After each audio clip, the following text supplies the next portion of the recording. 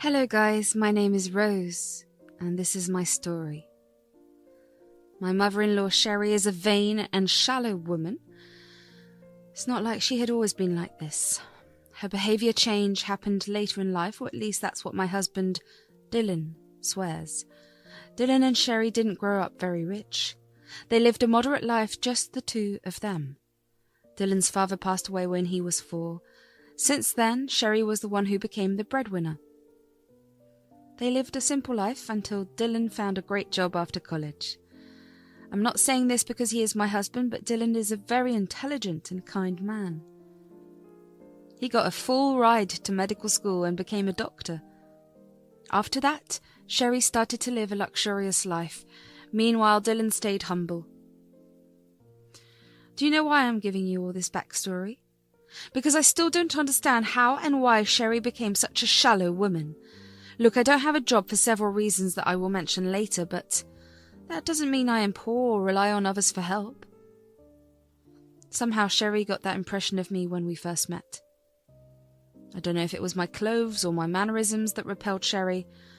On our first meeting, she said, "Dylan, this is the girl you've been racing about. She is so plain and average. Why would you even choose someone like this? Girl, do you even have a job?" "My name is Rose, Sherry. No, I don't have a job, but..." "Just as I thought. So you plan to trap my son and drain all his money. Look, girl, I know women like you.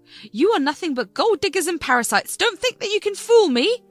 "Mum, that is so rude of you. Do you even know what you are saying? Rose is a great girl coming from a great family. You have no right to talk to her like that." "Dylan, how can you talk to me like that? I'm only trying to look out for you. You can't spoil the name of our family by marrying this classless woman. You have to better your standards. She's not of our social or economic status, that is very clear." This led to Dylan and Sherry having a full-blown fight right in front of me. Dylan was getting pretty mad, so we decided to leave. On our way back home, Dylan apologized for his mother. He said, "I'm so sorry, Sherry. My mum doesn't know how to act like a sane person anymore. I know that her words have hurt you. Dylan, it's not your fault, but your mum seems to be a horrible lady. Please don't mind her words, but I don't think I'll ever be comfortable around her. Rose, you know that she's the only parent I have left. We don't have a lot of extended family either. I can't cut her off completely. I'll never push for you to be friends with her, but at least can you be civil around her? I can act respectfully towards your mum, Dylan, but I don't think your mum will be able to do that." "Don't worry, Rose. I'll keep her in check. If she escalates her behaviour, we can think about going low contact or something. I love my mum, but I also love you. I won't let her keep harassing you for nothing." I was a little sceptical of how my and Sherry's relationship would be like. Dylan did assure me that he would stand up for me, but somehow I still felt uneasy. Me and Dylan got married 3 years after we started to date. We had a court wedding because we were short of funds. Why, you may ask? Well, Dylan was sending Sherry a lot of money every month because of her emergencies.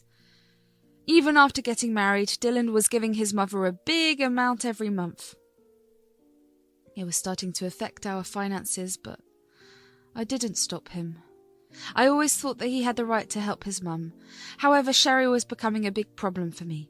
She regularly talked ill about me and gossiped with her friends.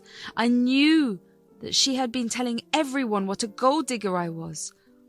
I usually ignore these comments, but it was starting to affect my reputation.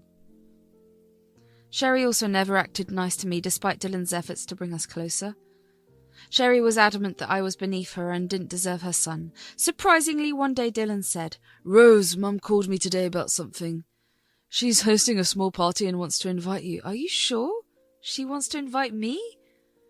I don't see why she would do that since she hates me." "I've talked to her multiple times, Rose. She's promised to be better. I guess that's why she's inviting you to the party." "That's strange, Dylan. I wonder where she is getting so much money to party." "Just this month she said that she needed money for car repairs. I guess she managed somehow. It's a small gathering of 4 people or so, Rose. It won't be very expensive. Mum seems excited about the part, and she wants you there." Well, if that's what she wants, I'll go. You know that I don't mind spending time with her. It's just her comments and behaviour towards me that's creating problems. It looks like Mum is making an effort. Let's see what happens. Just keep an open mind about this. I really want you two to become friends. I highly doubted that Sherry would ever be friends with me. I mean, I can be civil to her and try from my side because I love Dylan. But it didn't seem like Sherry cared anything about Dylan's happiness. Even though I was sceptical, I decided to go to the party. But I had to wait to get details from Sherry about it. Sherry texted me the very next day. I thought that she was going to invite me through these texts. Well, this is what happened instead. Hey, Rose! Dylan may have told you that I've been planning a party recently. Yes, Sherry, Dylan mentioned it to me last week. Are you texting to talk about that? Why else would I text you, Rose? You're no use to me anyway, so I've been planning to go to this 5-star hotel in town. Everyone has been raving about it. I promised my friends that I would take them there. This is finally my opportunity. That's nice of you, Sherry. Will there be a lot of people? Yes, of course. You know that I have many friends since I am a wealthy lady. My family has a good name in this town, Rose. I'm going to take 15 people to the party. We're going to have a blast. Sounds like a great plan, Sherry. When do you want me to get there? Who the hell said that you could come? I didn't invite you yet. Guys, I was a little taken aback by this. I mean, Dylan clearly told me that his mum was going to invite me. Apparently Sherry had said so to him herself. He was genuinely happy for the past week because he saw this as Sherry trying to build a relationship with me. But what Sherry said threw me off completely. In fact, I was really confused as to why she was even telling me about the party if she didn't want to invite me. I said, "Oh, I assumed I was invited since you told Dylan that I was. I'm a little confused." Dylan can get a little carried away at times, Rose. I'm just informing you that I will be hosting a party. You are not invited. This is a posh place. Me and my friends are very particular about who we take with us. I know I am throwing a party at a 5-star hotel, but you dare not come because you are not classy like my family and friends.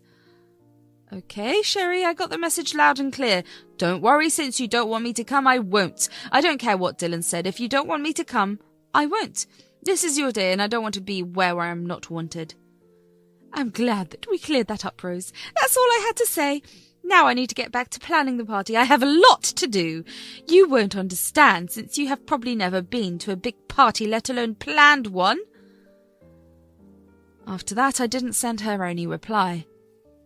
People know me to be patient and kind, but I have my limits like everyone else. Sherry was testing me today. I hated myself for having even a little hope that Sherry would extend an olive branch. Nope. She was just showing off her status and make me feel inferior again. There was no olive branch. I was wrong and felt stupid, but I knew how to preserve my dignity. I wasn't going to curse her out or anything. I had much better things to do. Karma would come for her one day. I knew that for sure. I didn't tell Dylan anything and simply waited for the day of the party to arrive. On the day of the party, Sherry had the girl to send me a nice picture with her and her friends. They were dressed from head to toe in designer stuff and were busy posting pictures on their social media handles. Sherry sent me the picture to show me how classy her friend circle is. It was downright disgusting. I didn't entertain her with a reply. I went back to work and waited. After about 3 hours, I got a call from my dad. Now, here is where I should confess something to you guys. My dad is the owner of the hotel that Sherry was going to. Sherry had no idea about that. 3 years back, I got a nice inheritance from my grandfather, which I invested in my father's business. So, now, I get a part of the profits from the hotel and the other businesses that my dad owns. I actually come from a pretty well-off family, but I don't like to broadcast that to the world. That's why Sherry didn't know about my background. She also didn't know how expensive a 5-star hotel and its restaurant can be. She let her friends order what they wanted without even looking at the menu and its prices. The result? She was left with a $2,000 bill. That was exactly what ruined her and gave me my revenge. My dad called and said, Your mother-in-law is at the hotel, Rose. She came here with a party and ordered a hell of a lot of stuff from the menu. She racked up a bill of $2,000 with all the food and champagne. Now she's asking for a 50% discount as she's short on cash. What should I do, Rose? I know she is your mother-in-law, but it is a lot of money. My servers are also pissed at them because they were rude and entitled. God, just as I expected. Dad, this woman and her team are absolutely horrible. They have no respect for people and love to make fun of others. You know, she boasted to me about today's party and said that I was not invited. What the hell? Why would she do that to you? That is absolutely ridiculous. Yeah, Dad. She told me about the party to throw it in my face, that I wasn't invited to it. She said that I was not classy or rich enough to get an invite. That's funny coming from the woman who doesn't even have the money to pay for her party. You should have seen her arguing that we need to give her a discount. She said that since she got us so much business, she deserves the discount. She went to the restaurant one day and is already claiming that she brings all the business. So typical of Rose. Just listening to this is exhausting. No wonder what you and our poor staff are going through. I know, right? That woman even threatened to leave bad reviews if we didn't oblige. We know better than to get scared of that. I'm going to leave this to you, Rose. Looks like you have the perfect chance to take revenge for what she said to you. That's exactly what I had been thinking, Dad. You know what I have in mind? Make her wash the dishes. Get her team to join as well. Make sure they clean the entire kitchen, the dishes and the floor. Since they insulted our staff as well, let's get them some revenge too. Tell them to stay back and only watch the party clean everything. If my mother-in-law tries anything stupid, you can call the cops on her.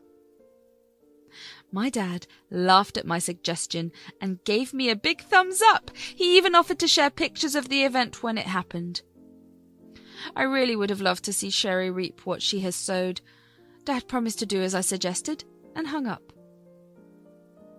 An hour or so later, Dad sent me pictures of Sherry and her friends washing dishes and wiping the floor at our restaurant.